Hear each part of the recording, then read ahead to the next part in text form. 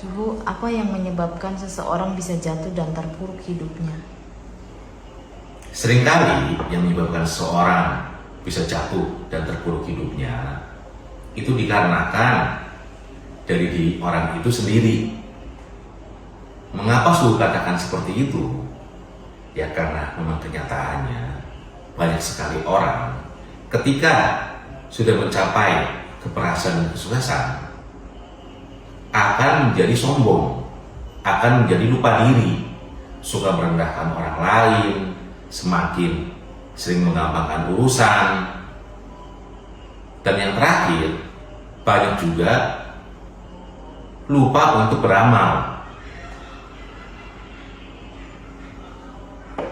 Lalu bagaimana Suhu caranya untuk seseorang bisa bangkit dari keterpurukan? Untuk seseorang bisa bangkit dari keterpurukan itu ada dua hal.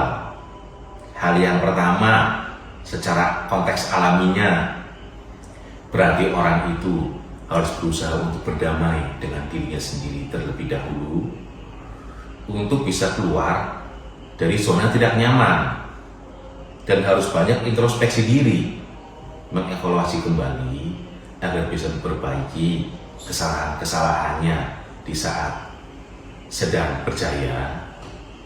Baru dengan lebih bisa untuk menghargai waktu, lebih bisa untuk mengerti, memahami proses, akan bisa untuk berusaha hidup sesuai dengan keadaan dan kenyataan dan tidak terjebak oleh masa kejayaan.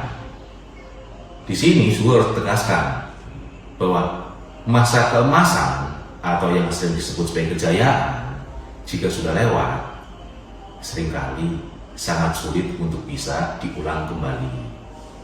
Maka tidak boleh terjebak dalam konteks itu, tetapi harus berusaha untuk menerima kehidupan sesuai dengan keadaan dan kenyataan, dan harus lebih bisa banyak bersyukurnya, harus tahu berpuas diri, harus bisa mengelola hasil dengan sebaik-baiknya.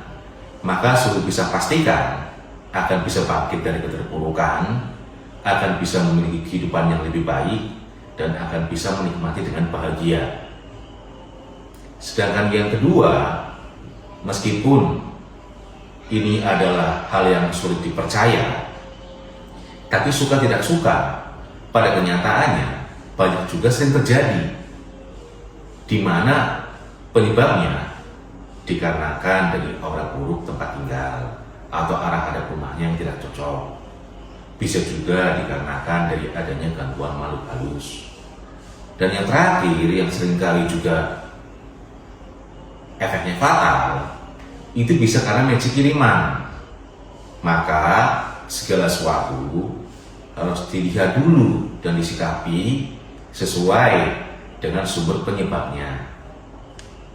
Terus bagaimana Suhu jika ternyata yang membuat seseorang jatuh dan terpuruk hidupnya itu disebabkan oleh aura buruk tempat tinggal, atau karena gangguan makhluk halus, atau karena magic kiriman tersebut?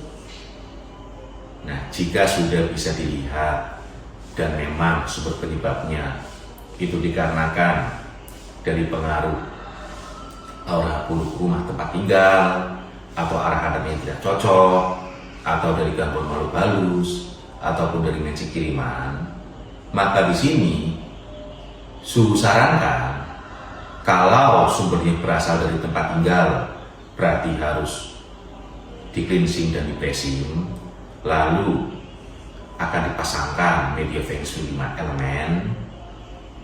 Sedangkan jika pada kenyataannya itu karena gangguan makhluk halus, berarti penanganannya adalah dengan dibuka aura, atau yang sering Suhu sebut cleansing blessing untuk orangnya.